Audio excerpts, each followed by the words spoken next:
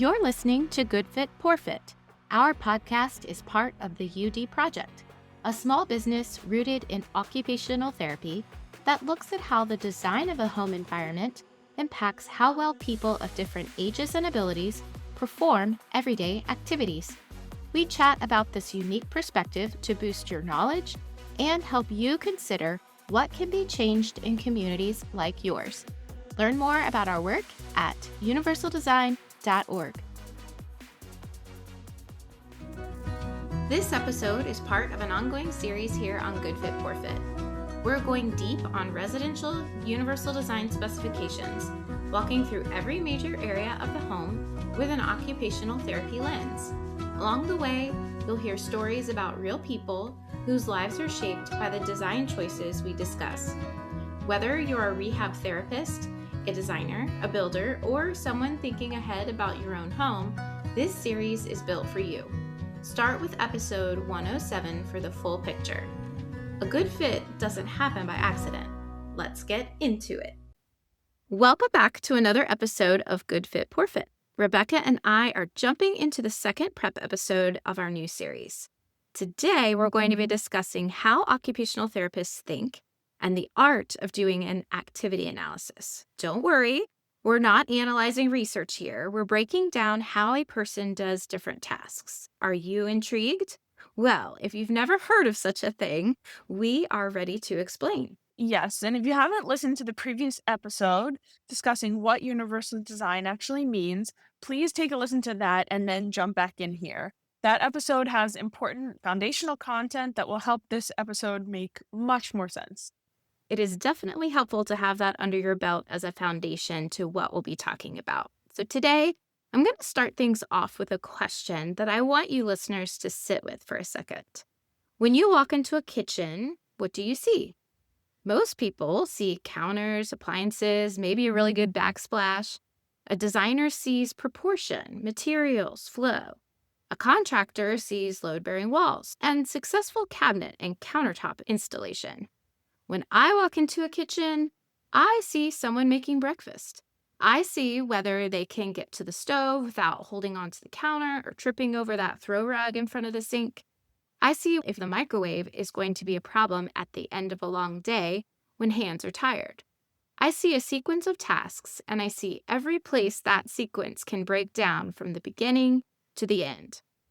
It's the way occupational therapists are trained to look at the relationship between a person and the environment in which they're trying to function. And once you start looking at things that way, you cannot stop. Facts. You really cannot turn that off, and I imagine any occupational therapist listening to this right now is nodding along in agreement. Right, Rebecca? Of course, I know you do this too, because we've talked about it before. You walk up to somebody's house and you're already sizing it up for access. You go to a dinner party and you notice that the bathroom door swings inward into the room, the size of a closet. You stay at a hotel and you think, no one could actually use this shower. But I want to start here before we get into any specific home feature or design standard, because I think the way we look at homes is actually the thing that makes everything else we are going to talk about in this new series make a lot of sense. Yeah, I think this is a great place to start. I find myself viewing the world this way all the time. Last weekend, I went to a show in a very old venue in Philadelphia, and we pulled up and parked in a very tall parking garage with a broken elevator. So we walked down 5 flights of stairs. Then the venue only accepted mobile tickets, so we had to get our phones out frantically as we were ushered through this giant crowd into a tiny vestibule for security. Then we looked for signage to find our seats. We had to traverse more stairs, make sense of the seating plan, and ultimately find our seats and sit down. There were a lot of steps, and honestly, there were barriers that I saw at each one. That's such a really good example, and that sounds so stressful, just as you describe it. I would be the person to sit in my seat and enjoy the show, and then pray I didn't have to get up and find the bathroom. Absolutely, I was that person as well. But the way that I just talked through that experience from parking to sitting down in my seat was probably familiar to our listeners who are occupational therapists. In the OT world, we have specific terminology around this kind of thinking, and we call it activity analysis, like Sarah mentioned earlier. We take an activity, something a person needs or wants to do, and we break it down. What are the steps? What are the physical demands of each step? What does the person need to see, feel, and process to complete each step? Where does the environment support those demands, and where might it get in the way? We're breaking down every individual step that's required to participate in an activity or to complete a task. So, in my example, attending a concert requires a lot from transportation to the site, navigating the site itself physically and cognitively, and then ultimately enjoying the show. There are a lot of places where people can encounter barriers. We can apply the same type of thinking to homes and home designs. Sure, a kitchen is a kitchen, but it's the place where we cook, which requires us to grocery shop, which requires us to make a shopping list, which requires us to observe what we do and don't have in the house, and on and on and on. When we apply this type of thinking to designing spaces, we can be more thoughtful about designing them in ways that support all of the things that we want and need to do in each space that we're designing. That's a really great explanation and example. Tasks like this are all over our home and are constantly happening throughout our day. So you're right, anything we do can be supported by how we do the tasks, the design of the environment, and the products we use. So let's start simple, Rebecca. What is a simple task that we can take our listeners through as an example that might be familiar to them? Great question. Let's think about making a cup of coffee, something that a lot of people do at the beginning of the day. First, you need to get to the kitchen. You need to access the coffee maker, which is probably on the counter. You need to open the cabinet where the coffee is stored. You need to measure out the right amount of coffee and put it into the machine. You need to fill the carafe with water, which means you have to get to the sink and back to the coffee maker. You need to pour the water into the machine without spilling it, operate the buttons to get it started, and then you need to wait. You need to pour the coffee into a mug, which also means you needed to get the mug. You need to add the creamer or sugar or whatever else you want to put in it, which might require a trip to the fridge or to another cabinet. You need to get the mug to wherever you're going to drink it. So that's at least 10 distinct tasks before you even take a sip of your coffee. And each one has demands. Each one can be easier or harder depending on the environment. If the cabinet is above the coffee machine and requires overhead reaching, that might be a problem for a significant portion of people who might live at that home. If the counter space next to the sink is adequate for a full carafe, that's great. That helps, and you can lay the carafe there while you're filling it.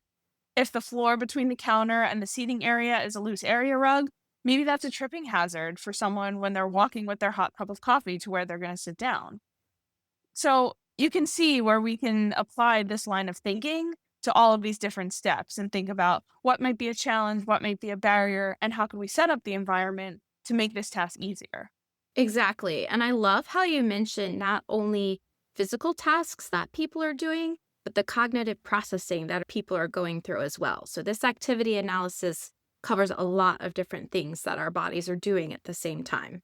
And I always think it's pretty fun to break tasks down like this because it really makes you realize how much is required to do a very seemingly simple task. Absolutely. Activity analysis lets us name what's happening in each step. And that's where this gets powerful for home design because most homes are not designed through this lens. They're designed for appearance, for square footage, for resale value. The question, what will it actually be like to live here, is rarely asked systematically. I mean, many times ideas look really good on paper, but until you move through a home and actually do tasks in different areas, you realize some things fall short. Maybe it's extra space needed in front of appliances, better laundry room storage, or considering how a short and a tall person would use the same kitchen. It impacts the usability of the house. The phrase we use at the UD Project is treating the home as a product, not a collection of rooms, not a square footage number, a product that either works or does not work for the people using it across the full range of what they need to do. When a contractor walks through the home, they're looking at systems and structure. When an interior designer walks through, they're looking at proportion and finish. Both of these perspectives matter, and neither of them is wrong. But it's not as common to see collaboration with those professionals and an occupational therapist who is asking, how can someone with a rollator walker easily get into that tiny laundry area and manage all of the steps of cleaning clothes? Can someone who is 3 days out of a knee surgery get on and off the toilet independently? Can someone who has lost most of their central vision prep and cook and clean up after a meal safely? Occupational therapists ask these questions because that's our training. We are the profession that looks at the relationship between a person's functional capacity and the demands of their environment, not the person in isolation, not the environment in isolation, the fit between them. And that is the OT lens. And that theme runs consistently in our podcast episodes. That's right. And I love the way that you put that, Sarah. We're trying to find the fit and how we can adapt or learn new skills or shift things around in the environment to make the person and the environment fit better together so the person can do what they need to and what they want to. So, what else can you, as listeners, expect in these upcoming episodes? Well, we aren't going to give you a checklist of features for a, air quotes, universally designed home. Rather, we're going to try to get your gears turning about why each feature in the home matters and who's affected when certain features are missing or certain needs are not taken into consideration. I think that why piece is really exciting here. That's the kind of perspective on a home that really actually gets me excited to share about. It's unique, it matters for how people use the home easily or with compromise. Starting the next episode and through most of the series, we're going to be dropping in on real life situations, people in their homes, dealing with the exact things we're going to be talking about. We're going to walk through what is working and what is not. So you're going to meet a woman named Margaret. She's 58 and she has multiple sclerosis or MS. She is still working and driving a modified van and lives in a home that she and her husband built 20 years ago before either of them had thought about much of any of this. You'll meet Walter, who is 72 and is at the early stages of Parkinson's, and his wife Carol, who has noticed him slowing down on the flagstone walk outside of their front door, even though Walter has not yet said anything about it. You'll meet Dominic, who is 45. He had a stroke 4 years ago and enters his home through the garage every single day because the front entry has 2 steps. You'll also meet Matthew and Katie, who are building a new home and who have thought carefully about almost everything except this. These situations are not unusual. Every one of them in OT sees regularly, and builders and designers come across when renovating or building new. The details change, but the underlying picture is the same. A person trying to do something, and a home making it harder than it needs to be. And that framing is the whole point of the OT lens. We're dropping in to assess what is the person trying to do, what is the home asking of them, and where's the mismatch. That's a question that drives activity analysis, and it's the question that drives everything we're going to cover in this series. So, in our previous episode, what universal design actually means, we discussed a 3-tier system in which we'll explain possible solutions for different situations. Every episode, we'll walk through all 3 because every listener is in a different situation, and we want to help meet people where they are. Some people are about to break ground on a new home, some people are renting, and some are thinking about what they can do this weekend with little to no budget. All of them deserve a useful answer. So the 3 tiers are focused around the topic of no to low cost, mid-range changes, and structural changes. And I'm going to get into a little bit more detail about each of these. So tier 1, no to low cost, in a general sense for this episode is like the activity analysis. You can walk through your home right now or a family member's home and ask the question, what do I actually do here in this space? And what does the environment make easier or harder? That questioning is free. Start with the tasks that happen every day, getting in and out of the house, going to the bathroom, preparing a meal. You don't need a specific document, you just need to pay attention differently. Notice where you grab the wall or the counter. Notice where you slow down to make sure you don't fall. Notice where you need a free hand and you don't have one. Notice what you would do on a day when things were a little bit harder, or maybe you were tired or sick. OTs, this is like an informal home observation before a formal assessment.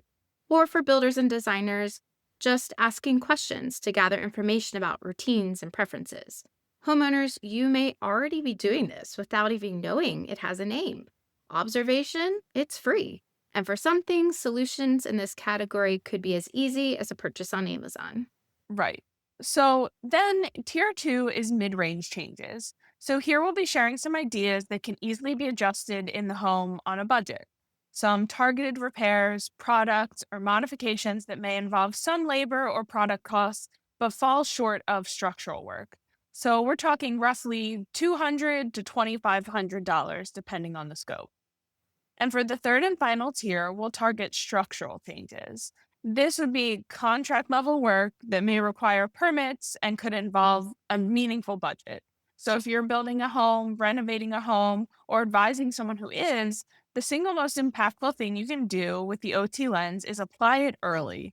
Every specification we're going to cover in this series is easier and less expensive to implement during design than after construction. Some of them are essentially free at the design stage and genuinely costly as a retrofit. We're going to be specific about that throughout the series. When we get to a spec that cost almost nothing to build, but $3,000 to $8,000 to retrofit, we're going to tell you. When we get to a feature that cannot be meaningfully added after the fact, we're going to share that too. If you're listening and you're a builder, architect, or designer, you are our best lever for change at scale. I often get asked, who is actually asking for this stuff in their homes? Who is the client coming in and requesting these features? And the answers, which we'll make the case for throughout this series, is the client who is going to live in that home for the next 30 years. The client's parent who is going to visit and not be able to get up the front steps. The client after a car accident who comes home to a house that doesn't work for them anymore. The client who uses a wheelchair part-time and an inward swinging bathroom door is a genuine problem for privacy and ability to reach the entire bathroom. The client who turns 55 and notices that the kitchen they loved at 35 requires more for them than it used to. And additionally, by committing to add accessible and functional features into each of your projects, you could help add more homes to the market that are easier to use by the current and future buyers and renters. Once you see the connections, you'll be able to make better recommendations to every client you work with across every project. Plus, if a homeowner knows this information and asks you to implement it, you're prepared. Great point. I had a local designer comment on one of our previous podcasts that she was so thankful to have some questions to think through and ask her clients about their roles and routines and sticking points in their home so that they could make meaningful changes in the design. That is when you know the concept is clicked, and I loved that she made those connections. For sure. And not to be too repetitive already on episode 2, but universal design is not a niche request.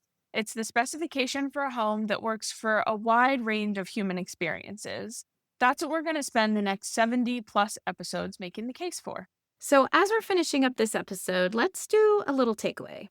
The next time you walk into a room, any room, try to stay with the question, what activities would someone actually do here? Not what this room is for in general, but what is the sequence of tasks that happens in this space? And what does the environment require of the person? You do not have to have an OT degree to ask that question. You don't even need a checklist. You need to slow down enough to think about a space through the lens of function rather than appearance. Maybe you decide to switch out that tall kitchen table and chairs for a set that's lower because your aunt and uncle have a difficult time scooting in the chairs when they come over for Sunday brunch. It's a simple yet powerful observation. And if you want a more structured version of that question, the home survey at universaldesign.org/survey is a good place to start. It will help you identify which areas of your home need a closer look. If you want to go deeper from there, we also have courses that get into the detail behind each area, and you can find those at universaldesign.org/learn. And even better, OTs, you can get CEUs for all of those courses as well. That's right. And in our next episode, which is our last prep episode before we dive in, we're going to get into the numbers, the actual scale of the accessible housing problem in this country, and why it's bigger and more structural than most people realize. If you have a contractor or builder in your life, that'll be a good episode to send to them. But we'll get to that next. Thank you for being here, listeners, and we'll see you next week for Good Fit, Poor Fit. Thanks for listening to Good Fit, Poor Fit. If you want to learn more, first, find more episodes with transcripts and show notes at goodfitpoorfit.com. Don't forget to subscribe. Second, check out our courses at universaldesign.org. We cover housing topics like advocacy, collaboration, home modification, universal design, and task adaptations. Lastly, if you have questions or topics you'd like us to discuss, email us at podcast@universaldesign.org. Thanks for fitting us into your day.